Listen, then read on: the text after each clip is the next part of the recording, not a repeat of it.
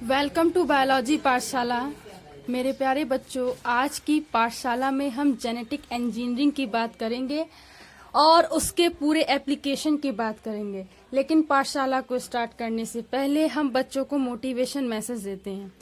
मेरा मानना है कि लाइफ में मोटिवेशन मैसेज एक रेमेडी की तरीके काम करता है और आज की मोटिवेशन सीरीज का मोटिवेशन मैसेज कुछ इस तरीके से है कि मेरे प्यारे बच्चों, जीवन एक सीखने का क्रम है, इसलिए आप सदैव प्रयास करते रहिए और आगे बढ़ते रहिए। अगर हम जेनेटिक इंजीनियरिंग की बात करें तो सबसे पहले इसकी डेफिनेशन की बात करेंगे। देखिए क्या होती है इसकी डेफिनेशन। लाइफ की जेनेटिक मशीनरी का उपयोग किसी विशेष पदार्थ या स्पेशल सब्सटेंस के उत्पादन के लिए किया जाना जेनेटिक इंजीनियरिंग या जेनेटिक टेक्नोलॉजी कहलाता है।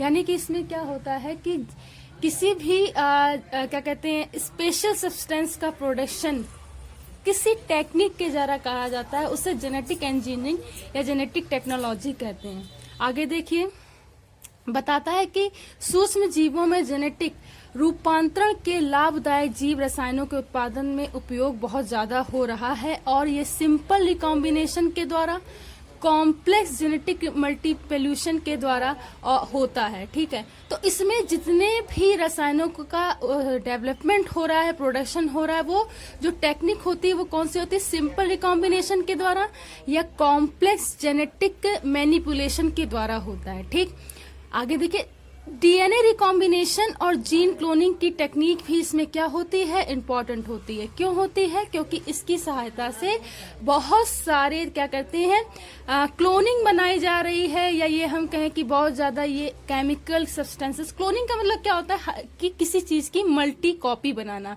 तो इसे आप समझ सकते हैं कहीं भी यूज होता है, तो इंडस्ट्रियल इसका यूज होता है, केमिकल बनाने में यूज हो सकता है ना, तो ये बात याद रखेंगे। तो डीएनए रिकॉम्बिनेशन और जेनेटिक टेक्निक भी it is a part of the genetic engineering. आगे देखिए, किसी भी क्लोनिंग एक्सपेरिमेंट में पहले सुटेबल डीएनए फ्रेगमेंट को क्लोनिंग के द्वारा किसी एक विधि से प्राप्त करते हैं। तो सबसे पहले बताया, अगर क्लोनिंग किसी चीज की प्राप्त करनी है तो उसके लिए हमें क्या करना होता है कि क्लोनिंग एक्सपेरिमेंट में सबसे पहले सुटेबल डीएनए फ्रेगमेंट को क्लोनिंग के द्वारा प्राप्त किया जाता है। देखिए इसमें क्या क्या स्टेप्स होते हैं, अब ये देखेंगे। देखिए कुछ केसेस में डीएनए फ्रेगमेंट को इस प्रकार से आइडेंटिफाई या कैरेक्टराइज करते हैं कि क्लोनिंग स्ट्रेट फॉरवर्ड हो। सबसे पहले एक्सपेरिमेंट में हम ये समझते हैं कि हमें डीएनए फ्रेगमेंट को इस प्रकार से रिकॉग्नाइज करना है कि जो उसकी क्लोनिंग हो रही हो एक स्ट्रेट लाइन डायरेक्शन में हो रही है या क्लोनिंग स्ट्रेट फॉरवर्ड हो रही हो। ठीक है, यानी कि सिस्टमैटिक हो रही हो। आगे देखिए, कभी कभी डीएनए कैरीज फंक्शन को, जिसमें डीएनए फ्रेगमेंट का सिलेक्शन बायोलॉजिकल टेस्ट के द्वारा होता है। तो इसमें जब ये स्ट्रेट फॉरवर्ड होती है तो इसमें जो डीएनए कैरियर्स फंक्शंस होते हैं उसमें डीएनए फ्रेगमेंट सिलेक्शन जो होता है वो बायोलॉजिकल टेस्ट के द्वारा होता है।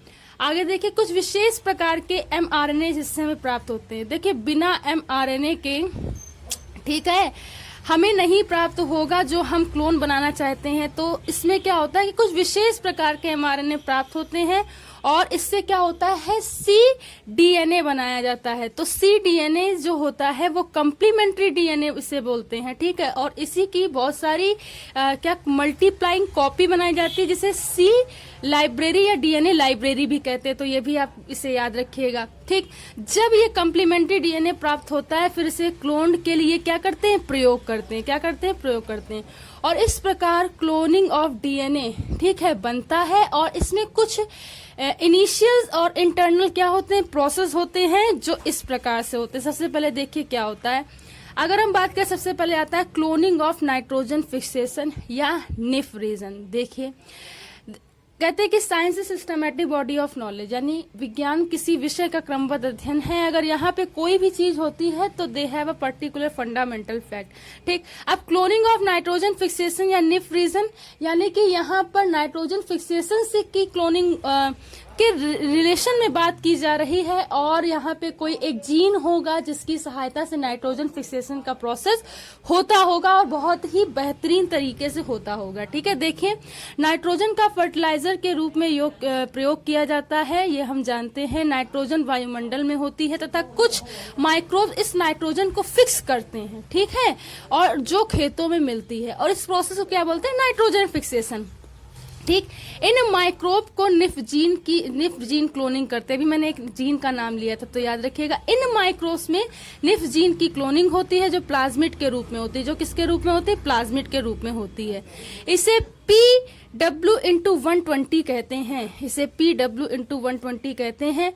ऐसे प्रयत्न किए जा रहे हैं कि निफ जीन सेरल से अनाज में ट्रांसफर कर दिए जाएं और वायुमंडल में नाइट्रोजन को स्थिरीकरण कर दिया जाए।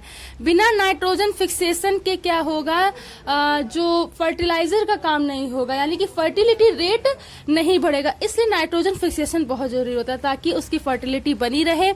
तो जब ये जो निफ जीन को ट्रांसफर किया जाता है तो नाइट्रोजन फिक्सेशन अच्छे से होता है और नाइट्रोजन क्या होता है? फिक्स होता है, और इस प्रोसेस को नाइट्रोजन फिक्सेशन कहते हैं। इस प्रकार ये जेनेटिक इंजीनियरिंग कृषि एवं उद्योगों के लिए अत्यधिक महत्वपूर्ण होती है। इस प्रकार जो जेनेटिक मशीनरी होती है या जेनेटिक इंजीनियरिंग होती है कृषि और उद्योगों में क्या हो रही है? बहुत अच्छा काम कर रही है। देखिए आगे, cloning of penicillin gene acylase gene. अगर हम बात करें पेनिसिलिन औषधि की तो पेनिसिलिन जीन एसिलिस एंटीबायोटिक उद्योगों में महत्वपूर्ण होती है। ठीक है, क्यों?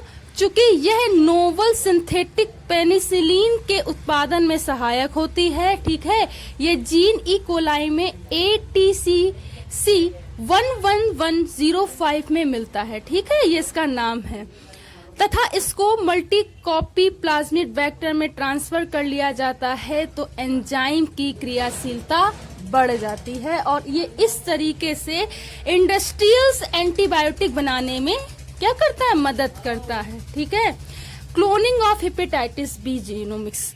अगर हम cloning of hepatitis B genomes की बात करें तो देखिए कैसे ये जेनेटिक इंजीनियरिंग हेपेटाइटिस बी के लिए काम करती है, तो समझिएगा।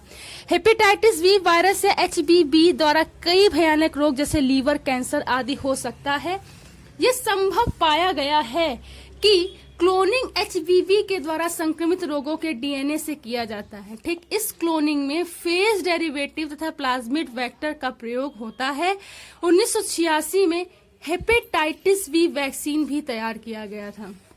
तो होता क्या? हेपेटाइटिस बी वेक्टर को कैसे तैयार किया था? क्लोनिंग के द्वारा इसको क्या किया गया था? जेनेटिक इंजीनियरिंग की सहायता से इसका वैक्सीन 1986 में तैयार किया गया था। अगर हम आगे बात करें तो देखिए cloning of gene human peptide hormone. देखिए ह्यूमन पेप्टाइड हार्मोन या इंसुलिन ह्यूमन ग्रोथ हार्मोन की बात करें तो मैंने आपको बताया था जब हमने इसके एप्लीकेशन पढ़ाए थे, हमने बताया था कि ये काफी ज्यादा मतलब यहाँ क्या कहते हैं, ड्रग हो गया, मेडिसिन हो गया, वैक्सीनेशन हो गया, बहुत ज्यादा यूज होता है। और ये रिकम्बिनेंट DNA टेक्नोलॉजी के द्वारा या जेनेटिक टेक्नोलॉजी के द्वारा या इंजीनियरिंग के द्वारा इसकी क्या की जाती है? डेवलपमेंट किया जाता है। तो आप इससे नोन है। देखिए क्या कह रहा है कि अगर हम cloning of gene human peptide hormone या insulin and human growth hormone की बात करें तो इंसुलिन की आवश्यकता डायबिटीज के उपचार में होती है। ठीक है, तथा ह्यूमन हार्मोन ई कोलाई में नहीं होते हैं। तो आधुनिक समय में HGN जीन का सिंथेसिस पर क्लोनिंग जो की जा रही ई कोलाई के द्वारा की जा रही, जो विशेष तौर पर औषधीय महत्व की है, मेडिसिनल वैल्यू की है, जिससे आजकल इंडस्ट्रियल इंसुलिन हार्मोन बनाए जा रहे हैं, जिससे कि आजकल इंडस्ट्रियल इंसुलिन हार्मोन बनाए जा रहे हैं और उसका क्या किया जा रहा है बेटा? प्रयोग किया जा रहा है। ठीक है, और आज उसका कुछ कहीं ना कहीं स्तर पर प्रिवेंशन मिल चुका है, ट्रीटमेंट मिल चुका है। आगे बात करें cloning of the human leukocyte interferon gene. देखिए ये क्या करता है, तो देखिए मनुष्य में इंटरफेरॉन, ल्यूकोसाइट इंटरफेरॉन तथा फाइब्रोब्लास्ट इंटरफेरॉन पाए जाते हैं। ठीक है, या ज्ञात है।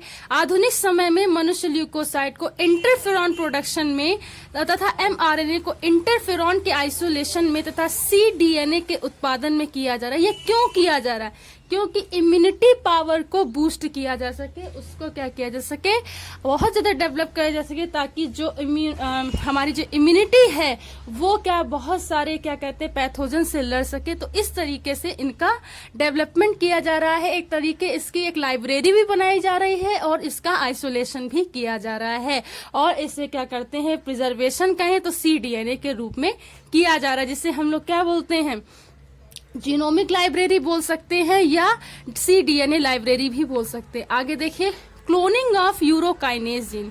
यूरोकाइनेज एक एंजाइम है जो डिसल्यूशंस ऑफ ब्लड क्लॉट में उपयोगी होते हैं, यानी कि जो ब्लड क्लॉटिंग होती है उसके लिए यूरोकाइनेज एंजाइम बहुत उपयोगी होता है। तो इनके बैक्टीरियल स्ट्रेन तैयार किए गए हैं जो इस एंजाइम को उत्पन्न करते हैं, और ये जेनेटिक टेक्नोलॉजी या जेनेटिक इंजीनियरिंग की सहायता से आज डेवलप हो रहे हैं। तो कुछ इस तरीके से इसका ओवरव्यू होता है। आई होप आज की पाठशाला आपको समझ में आई हो। अगर आज की पाठशाला आपको समझ में आई हो, give a more affection and love for biology पाठशाला। बायोलॉजी पाठशाला को सब्सक्राइब कीजिए, शेयर कीजिए और अन्य बच्चों तक पहुंचाएं। Thanks to all my student to watch this पाठशाला।